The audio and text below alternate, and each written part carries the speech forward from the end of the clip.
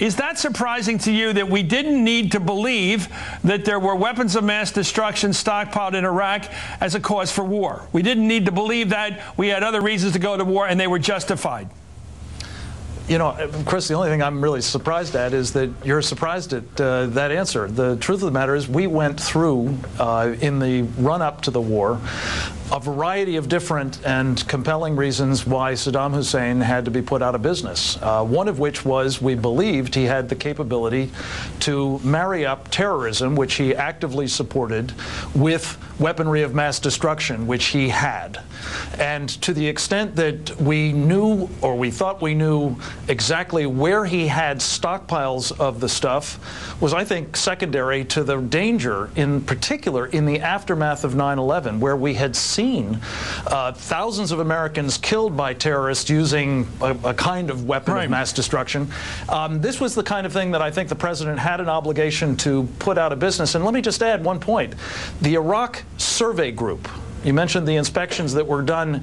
The inspections that were done after we liberated the place found not only those feedstocks that Dick Cheney talked about, but found plans to put the product, after sanctions were lifted, which was imminent, in perfume sprayers and aerosol cans for shipment to the United States and Europe. A clear act of terrorism that would have had catastrophic consequences. And I, for one, am glad they took the action that they did on the basis of the best information they had. I know that. Let's take a look at what the president said at the time when he was building the case for war to the American people, how he sized up the need to go to war, because it very much varies, I believe, with what the vice president's now saying, that we didn't have to believe that there were weapons of mass destruction in Iraq to go to war against them. We simply had to believe they might produce them. Here's the president making his case to us, the American people, back in 2002. America must not ignore the threat gathering against us. Facing clear evidence of peril, we cannot wait for the final proof, the smoking gun that could come in the form of a mushroom cloud. And here's Dick Cheney laying it in clearly right before we went to war in March of 2003, saying that we're facing a country that actually possesses nuclear weapons. We know he's been absolutely devoted to trying to acquire nuclear weapons, and we believe he has, in fact, reconstituted nuclear weapons. He has, in fact, reconstituted nuclear weapons. He has nuclear weapons. That's a charge made by the vice president. We're facing a country that possesses nuclear weapons. We got to go to get them, stop them. David Corn. It wasn't true. And the Iraq survey report that Frank just referred to was put together by Charles Dofer, who was a kind of a hawkish fellow picked by the Bush administration, said after coming back after the invasion, after being in Iraq, that the WMD program of Iraq had progressively decayed, and I'm quoting here, and they found no evidence of, quote, concerted efforts to restart the program. At the time of the invasion, Saddam Hussein might have wanted to have weapons of mass destruction someday down the road, but he had no program at the time, and his capacity to produce nuclear weapons and other weapons of mass destruction had deteriorated to almost to the extent that it was basically nil. The point that I wonder about, having lived through it and argued with it for you and all those months going to war, we went through a long period where there was a fight to get inspectors in there. We got the UN behind us on that. Senator Clinton and other Democrats supported that inspections regime. The whole idea was to go in there and see if they had any of these weapons. That progressed for a bit, and then the president said that's not good enough. We want to see a proactive program like the South African whites engaged in, where they brought out the weapons proactively and burnt them in front of us so we knew they were destroying them. They couldn't just lay back and wait for us to find them in kind of a cat and mouse game. We went through all that under the premise that we were trying to find out if a country had weapons of mass destruction. Now the vice president says yesterday to ABC, it didn't matter whether they had stockpiles of weapons of mass destruction. We were going to go to war anyway. And my question to you, is there any way Saddam Hussein could have stopped that war once we issued that ultimatum to present the weapons? Was there any way he could have ended that war, prevented it?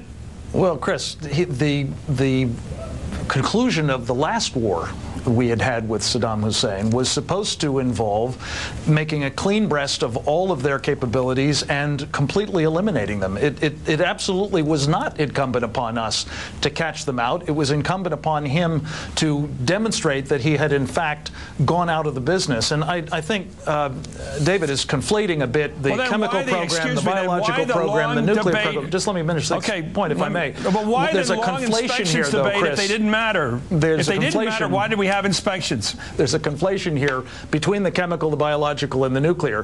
Where it matters, I believe, is that you had in the chemical and biological program the capacity to kill thousands of Americans. Had that plan that I just mentioned that was in the Iraq Survey Group that Charles Dolfer led been carried out, which was, I believe, imminent had we seen the sanctions lifted. And that's what the president was contending with. A situation that was not static, but one that was moving inexorably in the direction of allowing this guy, Saddam Hussein, to get access to all kinds of technology, to use not just the oil for food funds to scam everybody, but actually to tap into the mother lode that his oil revenues would enable to rebuild whatever he wanted to. Possibly nuclear, but certainly some of these other weapons of mass destruction.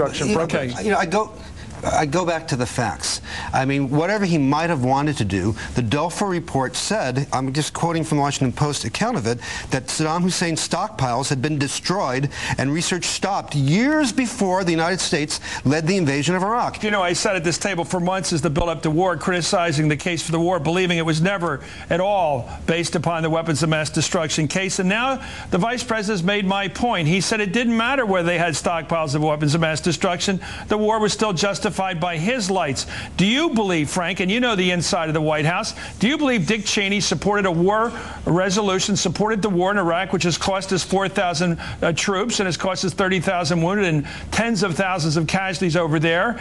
Do you believe that the war had anything to do with his belief that that country had weapons of mass destruction stockpiled? Because he says it didn't. He's admitting that they didn't have to have stockpiles for him to believe the war was justified. That's what's astounding, and I'm surprised by it. Let's be clear.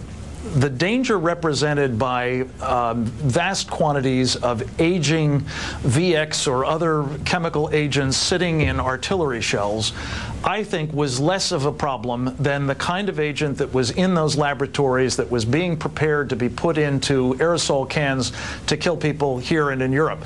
That's the sort of thing that we didn't know until after we liberated the place. We now know, and I have to tell you that while the costs have been high, I believe the costs of inaction would have been inordinately higher, and that would have made us all wish we had taken the step President Bush and Dick Cheney courageously did at a time. Does it bother you that the American people now overwhelmingly by about a 3/4 vote now believe that the war was wrong, it wasn't justified?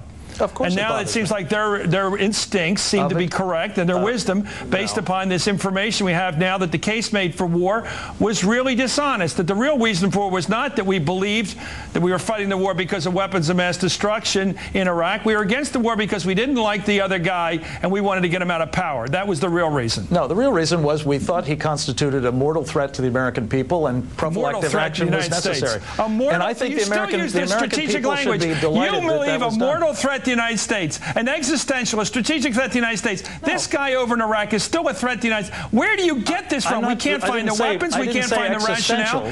Chris, well, what kind of a mortal threat? What do you mean? Where do you get these words from? Mortal threat. You kill American people. Die.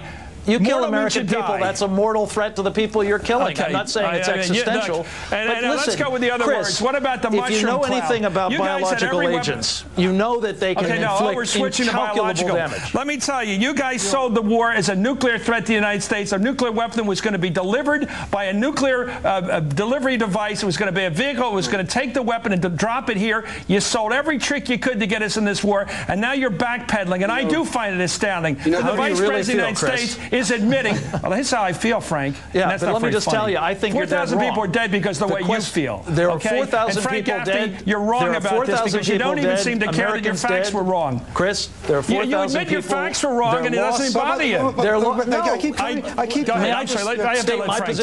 My position is it is regrettable that any Americans died. It is regrettable that they had to die, but I believe they did have to die. The threat we did know about was the chemical capability that Saddam Hussein had used against his own people. The potential for biological agents were real. There was evidence that there was an ongoing nuclear program. We had been surprised at how far advanced it was before.